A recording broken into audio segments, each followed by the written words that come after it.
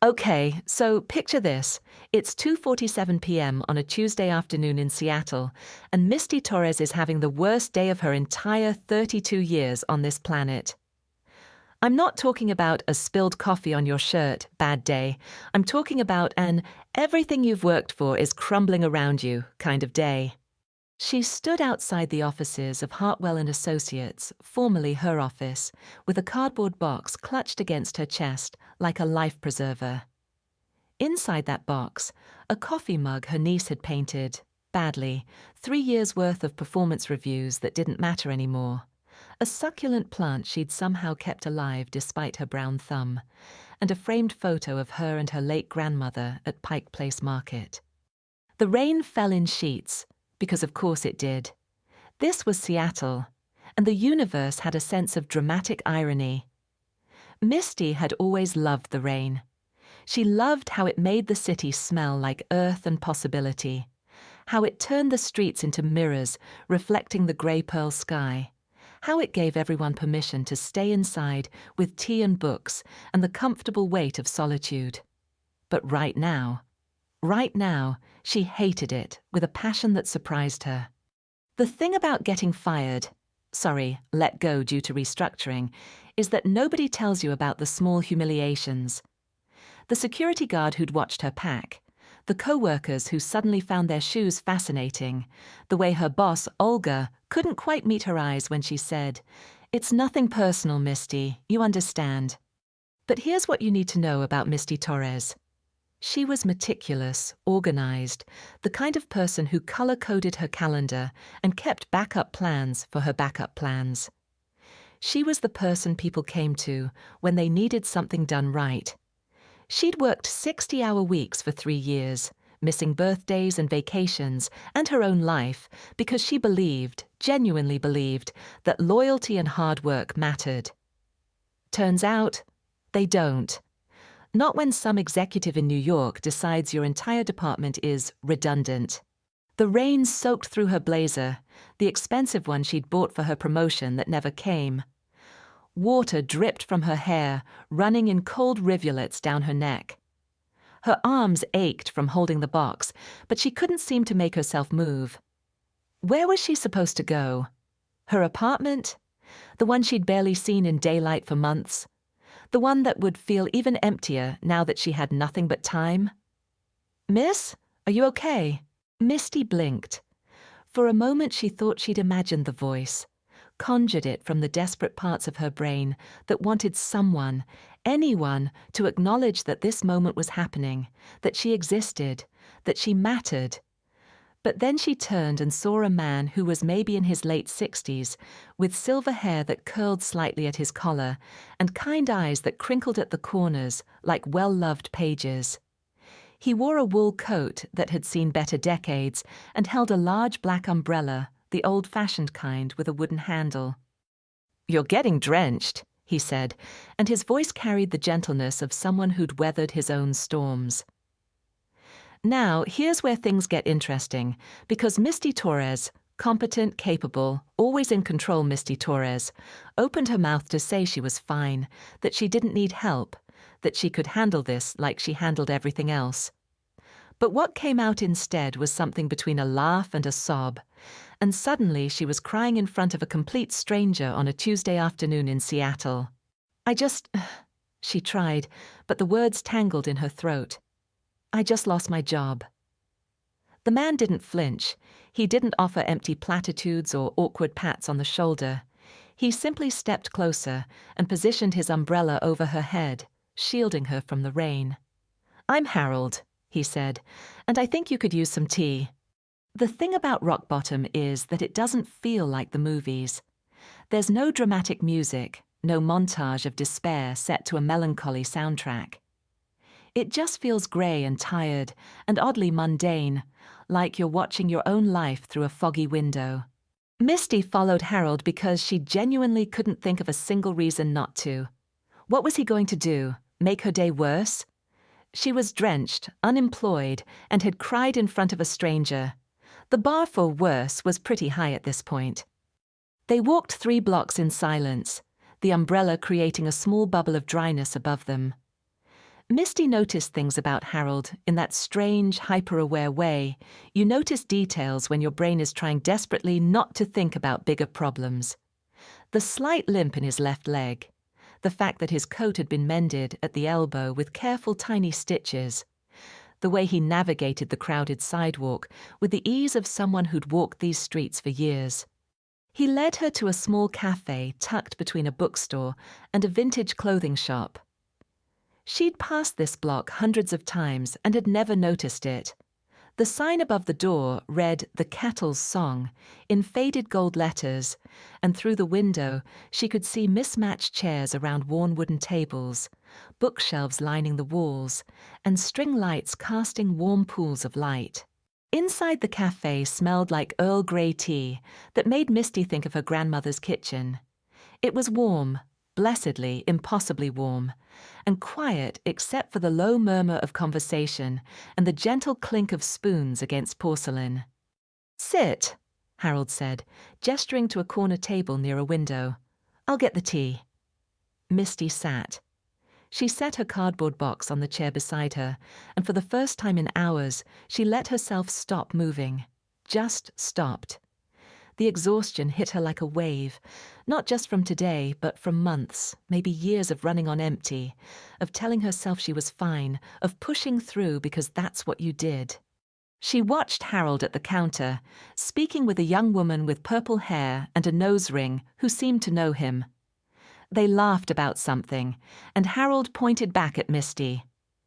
The woman glanced over, her expression shifting from curiosity to something softer, then nodded.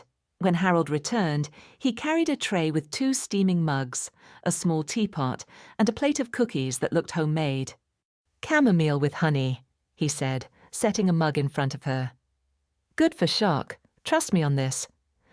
Misty wrapped her hands around the mug, letting the heat seep into her fingers. "Why are you doing this?" Harold settled into his chair with a slight wince, that left leg again. "Doing what?" "Being kind to a random stranger who's having a breakdown on the street." He smiled, and it transformed his face entirely, making him look younger somehow, lighter. "Maybe because someone was kind to me once when I needed it, or maybe because you looked like you needed tea. Does the reason matter so much?" "I guess not." Misty took a sip. The tea was perfect, not too hot, sweet enough to be comforting without being cloying. "Thank you." They sat in silence for a moment. Outside, the rain continued its steady percussion against the windows. Inside, Misty felt something in her chest begin to unknot, just a little. "So," Harold said eventually, breaking off a piece of cookie, "tell me about this job you lost." And here's the thing. Misty didn't want to talk about it. She wanted to forget this day had ever happened, wanted to rewind to this morning when she'd been blissfully ignorant of what was coming. But something about Harold's steady presence, about the way he asked without judgment or pity, made the words come. She told him about the 3 years at Hartwell and Associates, about Olga, her boss, who'd been a mentor until she wasn't, about the project she'd led that saved the company $2 million, $2 million, and how they'd thanked her with a plaque and a promise of a promotion that never materialized. About the reorganization that came from nowhere, or maybe from everywhere depending on who you asked. "They said it wasn't personal," Misty heard herself say, and she laughed bitterly. "How is it not personal when it's my life?" Harold listened, really listened, in that rare way where you can tell someone isn't just waiting for their turn to talk.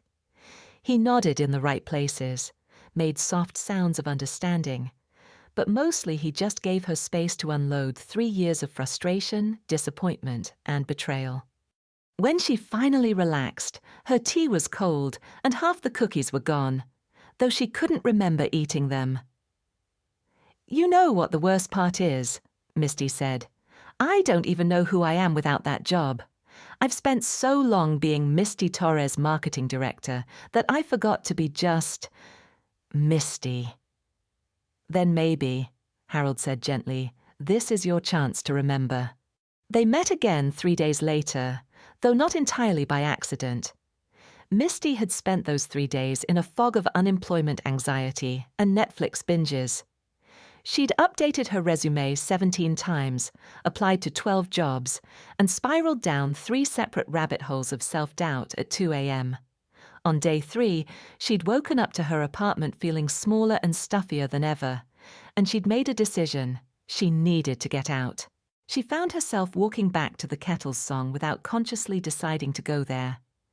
Her feet just sort of carried her, like they knew something her brain hadn't figured out yet.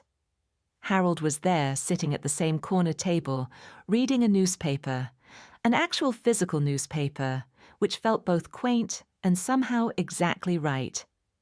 He looked up when the bell above the door chimed and smiled like he'd been expecting her.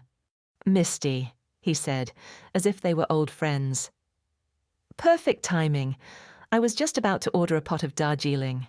Join me." She did. Over tea, Harold told her about himself. He was a retired English teacher, 37 years at Lincoln High School, teaching teenagers about Shakespeare and Steinbeck and the power of a well-placed semicolon. He'd lost his wife Margaret to cancer 5 years ago. They'd never had children, just each other, and a house full of books and a garden that Margaret had tended like it was sacred ground. "I thought retirement would be all leisure and freedom," Harold said, stirring honey into his tea. "Turns out it's mostly quiet. Too much quiet sometimes." Misty understood that. She'd spent the last 3 days drowning in quiet, in the absence of the noise that had defined her life, the ping of emails, the chatter of the office, the constant hum of being needed. "So, what do you do?" she asked. "With all that quiet?" Harold's eyes lit up. "I'll show you, but first tell me, do you believe in paying kindness forward?" "I guess so." Misty wasn't sure where this was going. "Good." Harold stood, leaving money on the table for the tea. "Come with me. I promise it's not weird. Well, it's a little weird, but in a good way." Against her better judgment, or maybe because her judgment had taken a vacation somewhere sunny, Misty followed him. They walked 4 blocks to a small park she'd never noticed before. It was tucked between buildings, barely more than a patch of grass with a few benches and a single cherry tree that was just beginning to bud. And there, next to the park entrance, was a tall metal stand. On that stand hung maybe 15 umbrellas in various states of repair. Black ones, floral ones, a red one with polka dots, a child-sized one covered in cartoon dinosaurs. "What is this?" Misty asked. "This," Harold said with obvious pride, "is my umbrella station. Free umbrellas for anyone who needs them. When it rains, people take them. When they're done, some bring them back, some don't. It doesn't matter." Misty stared at him. "You just give away umbrellas?" "Someone gave me an umbrella once when I needed it." Harold's voice went soft, distant. "It was about 6 months after Margaret died. I was having a particularly bad day, you know the kind, and I'd gone for a walk without checking the weather. Got caught in a downpour. I was just standing there, getting soaked, thinking how Margaret would have laughed at me for forgetting an umbrella again. And this young woman, couldn't have been more than 20, stopped and gave me hers, just handed it to me and ran off before I could even say thank you." He touched the wooden handle of the black umbrella hanging on the stand, the same one he'd used to shelter Misty. "That umbrella saved me that day. Not from the rain, but from feeling completely alone in the world. So I started collecting umbrellas, fixing broken ones and leaving them out for people who might need them. It's such a small thing, but it's everything," Misty finished, surprising herself. Because she got it. She got how a small kindness could be the thing that kept you standing when everything else wanted you to fall. "Exactly." Harold smiled. "So, want to help me fix some umbrellas?" And that's how Misty Torres, former marketing director and current professional unemployed person, found herself in Harold's garage on a Friday afternoon, learning how to repair umbrella spokes with needle-nose pliers and wire. Harold's house was exactly what you'd expect. A small craftsman with a porch swing and overgrown garden beds. Inside, books lined every wall, stacked on tables, piled next to chairs. It smelled like pipe tobacco. Harold had put banana bread in the oven before they started working. "Margaret always said I hoarded books," Harold said, navigating them through the maze to the garage. "But you can't hoard books. You can only accumulate stories, and there's no limit to how many stories a person should have." The garage had been converted into a workshop of sorts. A long table dominated the center, covered in umbrellas in various states of disrepair. There were spools of wire, replacement fabric, wooden handles, metal ribs, and tools whose purposes Misty couldn't begin to guess.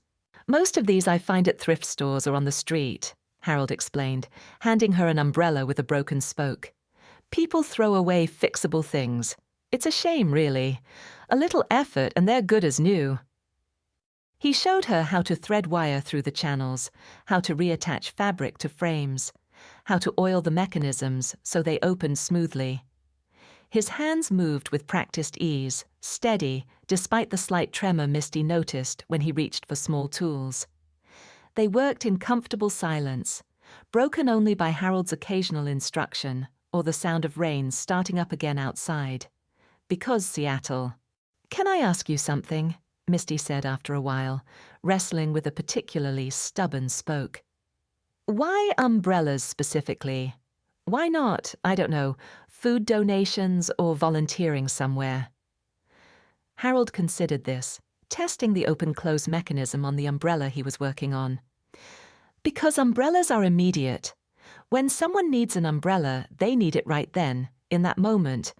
And there's something beautiful about that, about being able to meet someone's need exactly when they have it. Also," he added with a smile, "I like the metaphor." "The metaphor?" "Umbrellas are about protection, shelter. They're about literally covering someone when things get hard, and they're temporary. You use one until you don't need it anymore, then hopefully you pass it along. It's a perfect little symbol for how kindness should work." Misty thought about this as she finally got the spoke to cooperate. "So that's why you helped me, because I needed an umbrella." "Well, you needed a literal umbrella, yes, but you also needed someone to shelter you for a minute while you got your bearings. We all need that sometimes." The banana bread timer went off, and Harold went inside to get it. Misty stayed in the garage, surrounded by broken umbrellas and the tools to fix them, and felt something shift in her chest. Not happiness exactly, she wasn't ready for that yet, but maybe something like purpose, or at least the beginning of one. When Harold came back with warm banana bread and butter, Misty asked, "Can I come back tomorrow to help with the umbrellas?" "I'd like that," Harold said. "I'd like that very much. Look, I'm not going to tell you that fixing umbrellas magically solved all of Misty's problems. This isn't that kind of story. She still had bills to pay, and a dwindling bank account and rejection emails that arrived with soul-crushing regularity. But something had changed, or maybe was changing, in the quiet hours spent in Harold's garage. Over the next few weeks, Misty fell into a rhythm. Mornings she applied to jobs and tried not to let the automated rejection emails crush her spirit. Afternoons she walked to Harold's house and lost herself in the methodical work of repair. They developed a system. Harold did the intricate work that required steady hands, while Misty handled the structural repairs and fabric replacement. They talked while they worked. Harold told her about his students, the ones who'd hated English until they didn't, the ones who'd written him letters years later, saying his class had changed their lives. He told her about Margaret, how they'd met at a library when he'd reached for the same copy of East of Eden she was reaching for, how he'd known on their second date that he'd marry her. "She was the bravest person I ever knew," Harold said one afternoon, carefully restitching fabric around a rib. "When she got sick, she made me promise not to stop living after she was gone. Made me swear it, actually. She knew I'd be tempted to just fold into myself. The umbrellas were how I kept that promise." Misty shared too, Things she hadn't told anyone. About how she'd chosen her career because it seemed safe and stable, not because she loved it. About how her parents had immigrated from Mexico so she could have opportunities, and how she'd felt obligated to pursue the most financially secure path rather than the one that made her happy.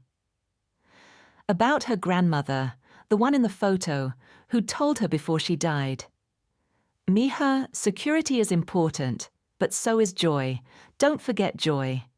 "I think I did forget," Misty admitted, testing an umbrella's opening mechanism. "Or maybe I just convinced myself that success and joy were the same thing." "And now?" Harold asked.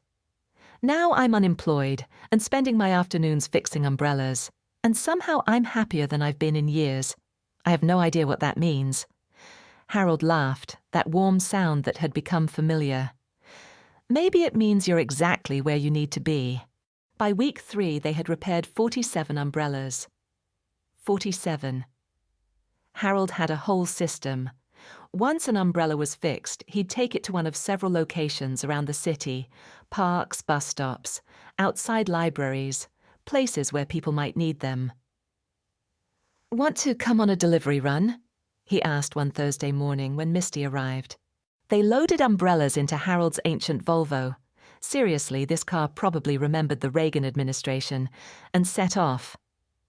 Harold drove slowly, the kind of slow that makes you want to check if someone's foot is actually on the gas pedal, but Misty found she didn't mind. They had nowhere else to be. Their first stop was the park with the umbrella stand. Harold carefully hung 6 umbrellas, arranging them by size and color in a way that suggested he'd put thought into the aesthetics of charitable giving.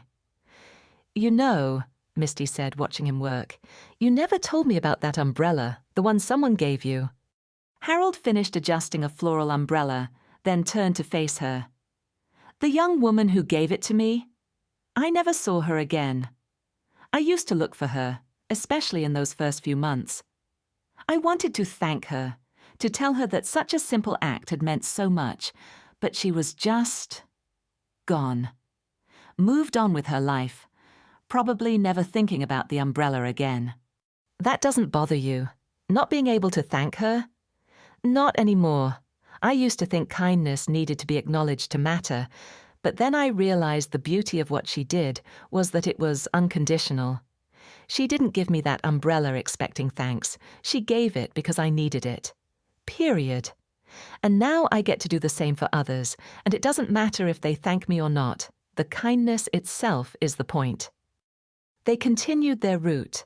A bus stop near the university, a bench outside the public library, a community center in a neighborhood Harold described as folks who could use a little help.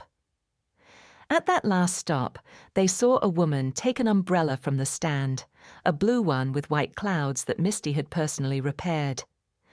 The woman looked at the umbrella, then at the small sign Harold had attached. "Free to use. Please return when you can, or pass it along when someone else needs it." The woman's face did something complicated. Surprise, gratitude, maybe a little confusion. And then she opened the umbrella and hurried off down the street, protected from the drizzle that had just started. "You see that?" Harold said quietly. "That's why we do this." Misty did see, and for the first time since getting fired, she felt like she was part of something that mattered. Here's what nobody tells you about rock bottom. Sometimes it's actually a foundation. By week 5, Misty had applied to 43 jobs and gotten exactly 0 interviews. Her savings account was making concerning sounds. She'd had to have a very uncomfortable conversation with her landlord about next month's rent. By every conventional metric, she was failing at unemployment.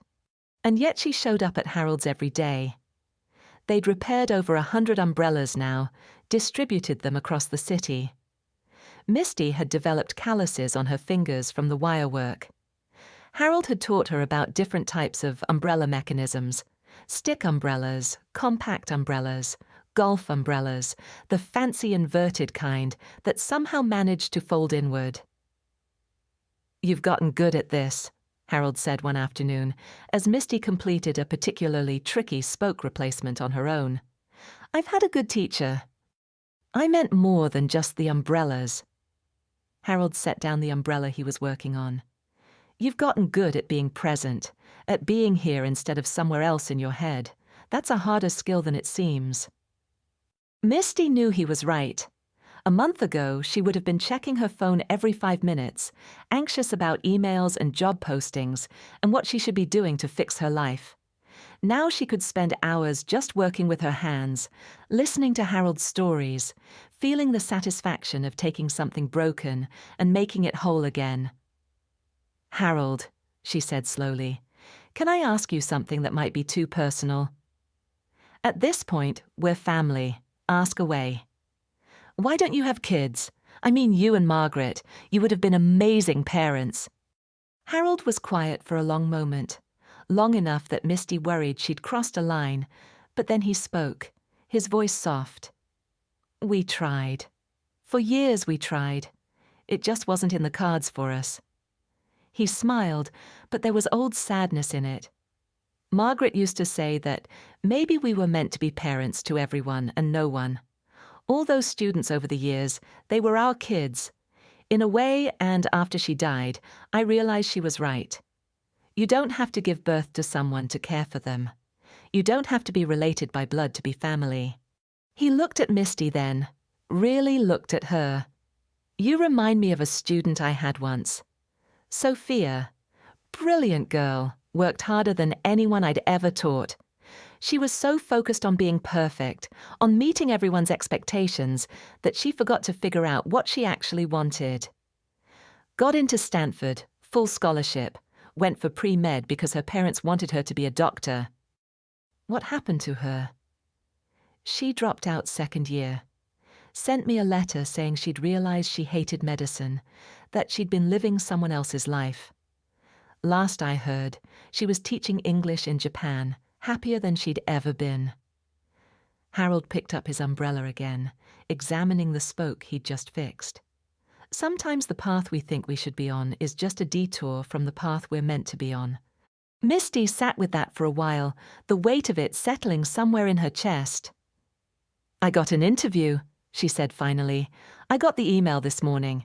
It's for a marketing position at a tech company. Good salary, benefits, the whole package. Everything I should want." "But," Harold prompted. "But I don't want it. Is that crazy? I'm broke. I'm behind on rent. And I don't want the job I should definitely want." "Why don't you want it?" Misty gestured around the garage, at the umbrellas and the tools, and the evidence of work that mattered in a way her old job never had. "Because I want this. I want to do something that helps people directly. I want to feel like what I do every day actually means something. I don't know how to make that a life. I can't pay rent with repaired umbrellas." Harold was quiet, the kind of quiet that meant he was choosing his words carefully. Finally he said, "When Margaret was sick, she started this journal, called it her Book of Small Wonders. Every day she'd write down one small wonderful thing. A flower blooming, a bird singing, the way light hit our kitchen window. I thought she was being morbid, focusing on small things when we were dealing with something so enormous, but she told me something I've never forgotten." He set down the umbrella and turned to face Misty fully. She said, "Harold, a life is made of small things. The big moments, weddings, graduations, career milestones. Those are just the punctuation marks, but the small moments, the everyday kindnesses and joys, those are the actual sentences, and you can't have a good story without good sentences." "That's beautiful," Misty said. "That's Margaret. She was full of wisdom like that. Annoying, really, how often she was right." He smiled. "My point is, you're trying to figure out the big thing, the career, the path, the future. But maybe you need to start with the small thing. What's one small thing that brings you joy? What's one small way you want to help?" Misty didn't even have to think about it. "I want to do this, the umbrellas, but more. I want to create spaces where people can find help when they need it. Not big complicated systems with bureaucracy and red tape, just simple, immediate kindness. Then do that. But how? Start small, Harold interrupted gently. You can't solve everyone's problems, but you can solve one person's problem, and then another and another. That's how kindness works. It compounds. Misty didn't take the interview. Let me be clear. This was terrifying. She called the tech company and withdrew her application, and then she spent approximately 45 minutes having a mild panic attack in her bathroom. Her brain helpfully supplied a running list of all the ways she was making a terrible mistake: the bills, the rent, her parents' disappointed faces, the very concept of financial security. But then she dried her face, looked at herself in the mirror, and thought about Harold's words, about Margaret's Book of Small Wonders, about the fact that she'd been more alive in the past 5 weeks than in the past 3 years. She pulled out her laptop and started making a list. The thing about marketing, the thing her old boss had never quite understood, is that it's really just storytelling, and Misty had always been good at stories, even if she'd been telling the wrong ones for the wrong reasons. Now she was going to tell a different kind of story. She created a website. Nothing fancy, she couldn't afford fancy, but clean and simple. The Umbrella Project, she called it. She wrote about Harold's umbrella stands, about the philosophy of immediate kindness, about meeting people's needs in the moment. She included a map showing where all the umbrella stands were located around Seattle, updated in real time. Then she did something bold. She added a donation button and a volunteer sign-up form. It'll never work, she told Harold when she showed him the site a week later. Who donates to umbrellas? People who've needed an umbrella, Harold said simply. Show me what you wrote for the About page. Misty pulled it up, suddenly nervous. She'd written it late at night, in one of those weird states between exhaustion and clarity. The Umbrella Project started with one man, one umbrella, and one simple truth. Sometimes we all need shelter. Not just from rain, but from the storms of life. The bad days, the hard moments, the times when we feel utterly alone. Harold Bennett has been quietly distributing free umbrellas around Seattle for 5 years.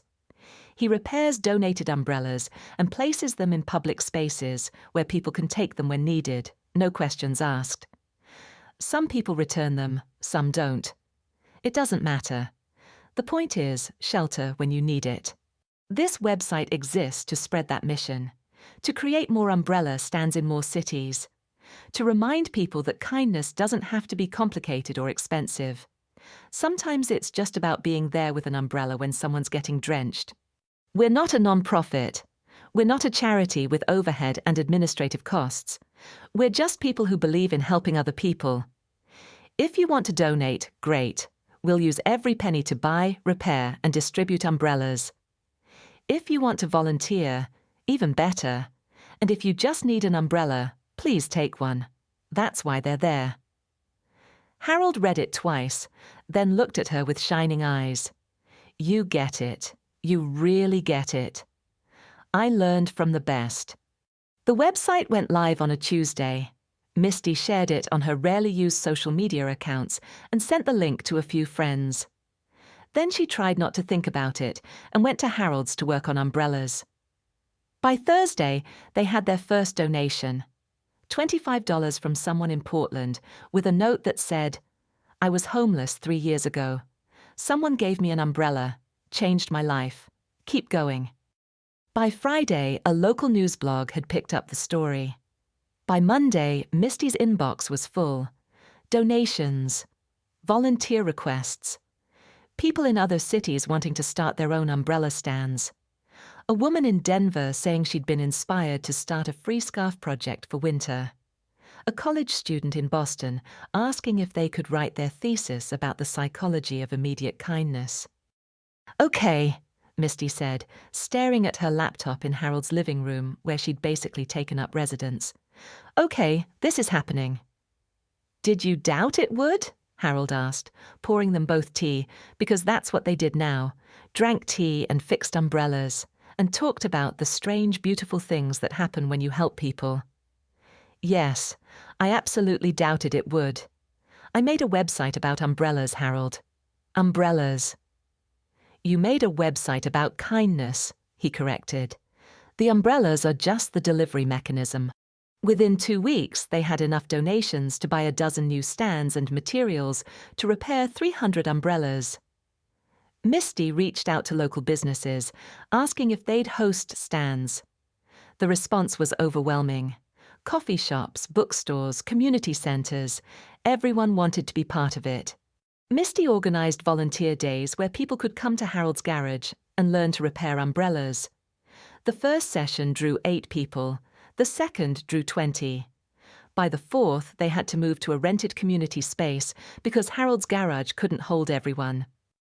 "This is insane," Misty said to Harold after one particularly busy volunteer day. They were sitting on his porch swing, watching the sunset paint the sky in shades of orange and pink. "A month ago, I was unemployed and hopeless. Now I'm running an umbrella empire." "Umbrella collective," Harold corrected with a smile. "Empire sounds too corporate, too much like your old job." "Fair point." Misty leaned her head back against the swing. "You know what the weird thing is? I work harder now than I ever did at Hartwell and Associates. I put in longer hours, I stress about funding and logistics, and whether we have enough umbrellas for the winter, but I'm not exhausted. Or I am, but it's a different kind of exhausted, the good kind. That's the difference between working for a paycheck and working for a purpose," Harold said. "Not that paychecks don't matter." "Oh, they definitely matter. I'm still terrifyingly broke, but when you're working towards something you believe in, the exhaustion feels different. It feels earned." They swung in comfortable silence, watching the sky darken. Finally, Misty said, "Thank you for the umbrella that day, for the tea, for teaching me how to fix broken things, for all of it." Harold patted her hand, his grip warm and papery. "You don't have to thank me. Just pass it along. I am. We are. That's what this whole thing is, right? Passing along what you gave me. Then my work is done." Harold smiled. "Well, not done. I still have about 40 umbrellas to repair, but you know what I mean.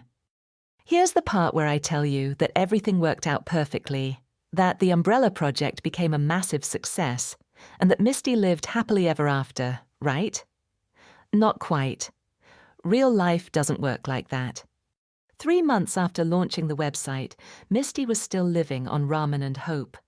She'd taken a part-time job at a local bookstore to make rent, and she spent every other waking hour on the umbrella project. Harold helped where he could, but his health was declining. That limp was getting worse. His hands shook more often, and he'd started declining invitations to volunteer days, claiming he was just a bit tired. I'd like to take a moment and pause. Thank you for joining me on this journey. Please show a kindness by clicking like and subscribe. It would help our channel so much. Let's continue our story. Misty knew something was wrong when Harold didn't show up for their Tuesday coffee meeting. In the 6 months since that rainy afternoon, they'd never missed a Tuesday. Rain or shine, 3 p.m. at the corner cafe where the barista had started preparing Harold's black coffee and Misty's chai latte the moment they walked through the door. She waited an hour, her phone face up on the table, willing it to ring. Nothing. By 4:30, she was standing outside his apartment building, a modest brick walk-up in a neighborhood that had seen better days. She'd only been here once before when she'd helped him carry donated umbrellas up 3 flights of stairs. Harold had joked that the climb kept him young, though he'd needed to stop twice to catch his breath. The building manager, Mrs. Chen, recognized her. "You're the umbrella girl." "Is Harold okay? He missed our, hospital." Mrs. Chen's face was grave. "Ambulance came yesterday. His nephew called me this morning. St. Catherine's, room 417. Misty's hands were shaking so badly she could barely hold her phone to order a ride-share. The hospital room was too white, too sterile, too quiet, except for the steady beep of monitors. Harold looked smaller somehow, diminished against the pale blue hospital gown and crisp white sheets. His eyes were closed, his breathing shallow. "He's been asking for you," a voice said. Misty turned to find a man in his 40s with Harold's same kind eyes, but a weariness that spoke of long nights and difficult conversations. "I'm Thomas, Harold's nephew. You must be Misty." "Is he—" "Pneumonia, complicated by congestive heart failure." Thomas rubbed his face. "They're doing what they can, but—" He didn't finish the sentence. He didn't need to. Harold's eyes fluttered open. "Misty." His voice was barely a whisper, rough as sandpaper. "You came." She was at his bedside in an instant, taking his hand. It felt fragile, papery. When had he gotten so frail? How had she not noticed? "Of course I came. You scared me half to death, old man." A ghost of his familiar smile. "Can't have that. Project needs you." "No, the project needs you," Misty said, and was horrified to feel tears burning her eyes. "Harold, you're going to be fine. You're going to get better, and we're going to—" "Misty." His grip tightened with surprising strength. "Listen to me. I need to tell you something." Thomas quietly excused himself, murmuring something about coffee. Harold's breathing was labored, but his eyes were clear, focused with an intensity that demanded attention. "The umbrella, the first one, the one I gave you." "I still have it," Misty said. "It's in my apartment." "Good, that's good." He paused, gathering strength. "Belonged to my wife, Elizabeth. 52 years we were married. She died. It'll be 7 years this April." Misty had known he was widowed. He'd mentioned Elizabeth in passing a few times, but he'd never talked about her like this, never with this raw edge to his voice. "The day she died," Harold continued, "I was so angry. At God, at the world, at myself. I just walked for hours in the rain, ended up on the bridge. You know the one, Thompson Street Bridge." Misty's breath caught. She knew what he was saying without him having to say it. "I stood there for a long time. Thought about how much easier it would be to just stop. Stop hurting. Stop missing her. Just stop." His eyes glistened. But then this kid came up. Couldn't have been more than 20, soaking wet and shivering. He looked at me and said, "You okay, sir? You need an umbrella?" And he tried to give me his. This kid who clearly didn't have 2 nickels to rub together, trying to give me his umbrella. Harold's hand trembled in Misty's. I said no, but he wouldn't leave. Just stood there with me, in the rain, talking about nothing. Weather, sports, his cat. Stupid, meaningless conversation that meant everything. When I finally went home, I realized Elizabeth wouldn't want me to stop. She'd want me to do something, to be something, to matter. So the umbrellas started the next day. I bought a dozen cheap ones from the dollar store and left them around the neighborhood with little notes. "For when you need shelter." Seemed like the least I could do, pay forward what that kid gave me. "Harold, you've helped so many people." "No." He shook his head weakly. "I've tried to help, but you, Misty, you've built something real, something that'll last. The website, the volunteers, the partnerships with the shelters. That's all you. We built it together. We started it together, but you're going to finish it without me. Don't say that." "Misty, listen." His voice gained strength, the old Harold shining through. "In my apartment, top shelf of the closet in the bedroom, there's a box, blue. Elizabeth's umbrella, your umbrella. There's something in the handle, a secret compartment.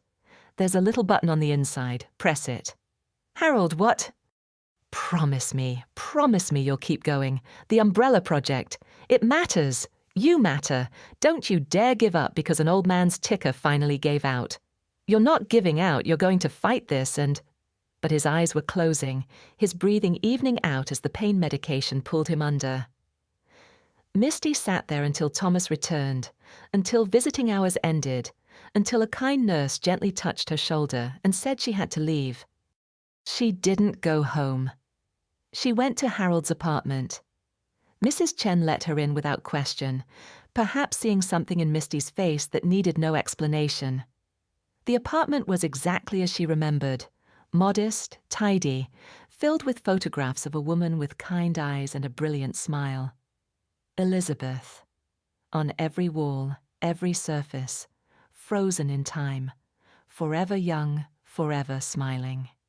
Misty found the box on the top shelf of the bedroom closet, exactly where Harold said it would be. Blue, about the size of a shoebox, surprisingly heavy. Inside were letters, dozens of them, all addressed to Harold, all from different people, spanning years. Thank you for the umbrella. It was my daughter's birthday, and I had no money for a present. You gave me more than shelter from rain. I was going to my job interview, completely soaked. Your umbrella saved me. I got the job. Thank you. I don't know if you'll ever read this, but I need you to know. I was having the worst day of my life. Your note, your kindness, it reminded me that good people still exist. Letter after letter. Hundreds of lives touched by one man's simple acts of kindness, and at the bottom of the box, a sealed envelope with Misty's name on it in Harold's shaky handwriting. Her hands trembled as she opened it. Dear Misty, if you're reading this, I'm either gone or close enough that I finally worked up the courage to tell you about the box. 7 years ago, I was a broken man standing on a bridge in the rain. Today, I'm a grateful man who got to spend his final years building something beautiful with someone who reminded me why it's worth staying. You saved me just as much as I saved you that day, kiddo. Maybe more. The Umbrella Project isn't about umbrellas. It never was. It's about people seeing people. It's about stopping in the rain to ask if someone's okay. It's about being present in someone else's moment of need. You understand that better than anyone I've ever met.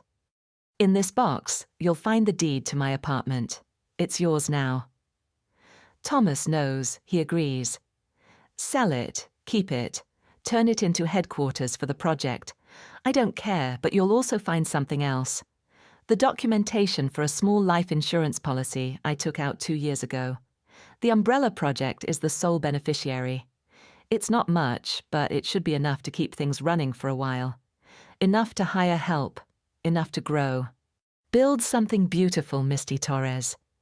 Build it for everyone who's ever stood in the rain, feeling lost. Build it for that kid on the bridge who saved my life without even knowing it. Build it for Elizabeth, who taught me that love means showing up, even when it's hard, and build it for yourself. Because you deserve to see just how extraordinary you are. Don't mourn me, kiddo. Celebrate what we started, and then keep going. With all my love and pride, Harold. P.S. Don't forget to check the umbrella's secret compartment. Elizabeth always did have a flair for the dramatic. Misty was crying now, full-bodied sobs that shook her shoulders as she carefully unfolded the documents. The deed.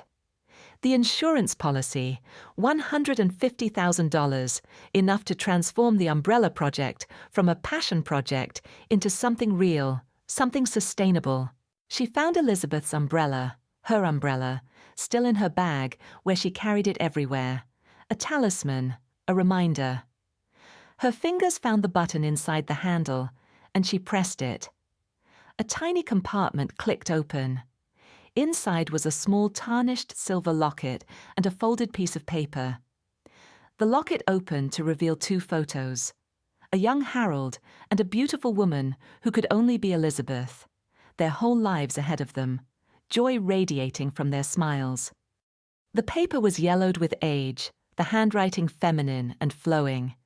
Be the umbrella for someone else's storm. Elizabeth. Misty clutched the locket to her chest and cried until she had no tears left, and then she got to work. Harold died 3 days later, on a Thursday morning, while Misty was meeting with a potential corporate sponsor who wanted to leverage the Umbrella Project's grassroots authenticity for brand synergy. She'd walked out of that meeting feeling dirty, like she'd been trying to sell something precious to someone who'd never understand its value. Thomas called as she was riding the bus home. She didn't cry, not then. She'd cried herself empty in Harold's apartment. Instead, she felt a strange, hollow calm settle over her, like the eye of a hurricane, everything still and quiet while chaos swirled at the edges. The funeral was small. Thomas and his family, Mrs. Chen, a handful of Harold's neighbours, and Misty, standing in the back row of the chapel, clutching Elizabeth's locket so hard it left an imprint on her palm. The pastor spoke about Harold's kindness, his generosity, his quiet impact on the community. It was all true, but it felt incomplete. Harold was bigger than words, bigger than a 20-minute eulogy that reduced a life to a handful of anecdotes and platitudes. When it was over, Thomas approached her.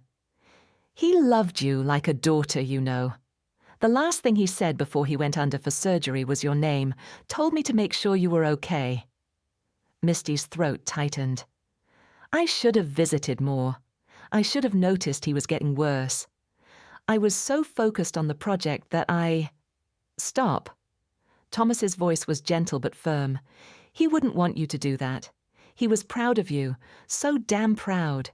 Every time I called him, all he talked about was you and what you were building together." He pressed something into her hand, a key. "The apartment, it's yours like he wanted. The lawyer has all the paperwork and Misty. Don't waste time feeling guilty.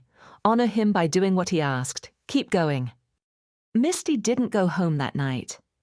She went to Harold's apartment, her apartment now, though the thought felt surreal, and sat in his chair by the window, the one where he used to sit and watch the street below. She understood now why he'd chosen this spot. From here, you could see the bus stop, where people waited in all weather. You could see the small park where parents brought their children. You could see people in all their struggling, striving, hoping humanity. Her phone buzzed with an email notification. Subject: "Your umbrella saved my life."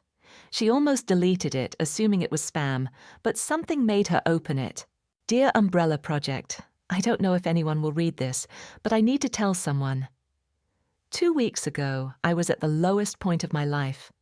Lost my job, lost my apartment. My family won't talk to me anymore because of choices I made.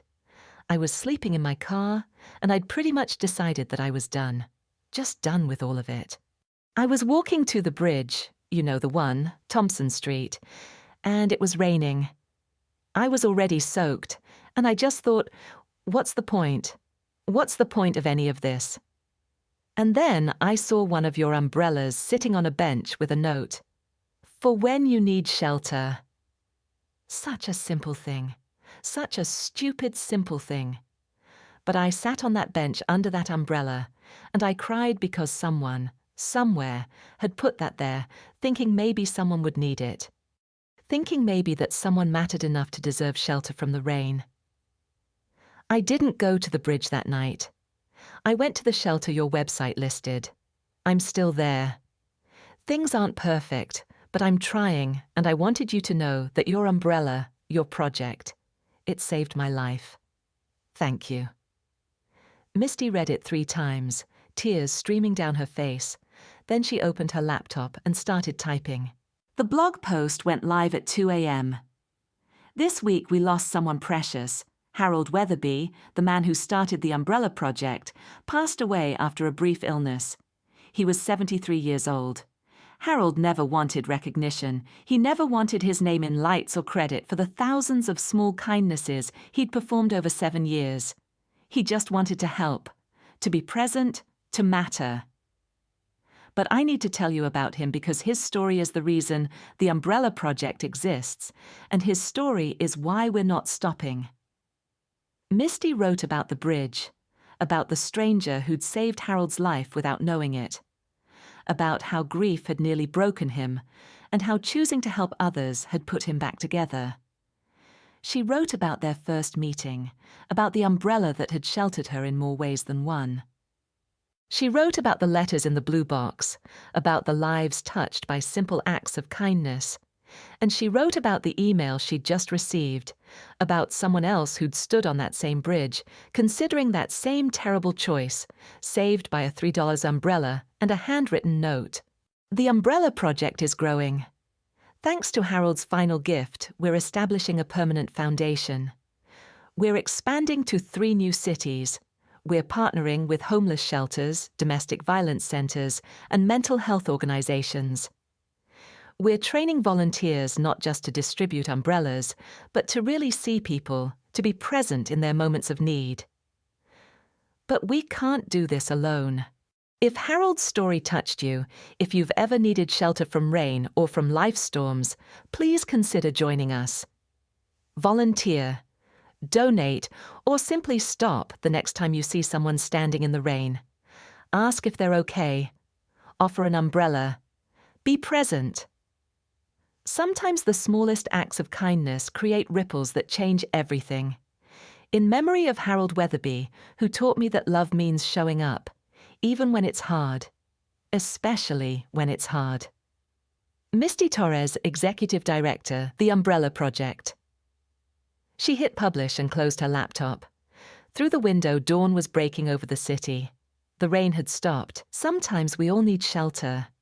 Not just from rain, but from the storms of life, the bad days, the hard moments, the times when we feel utterly alone.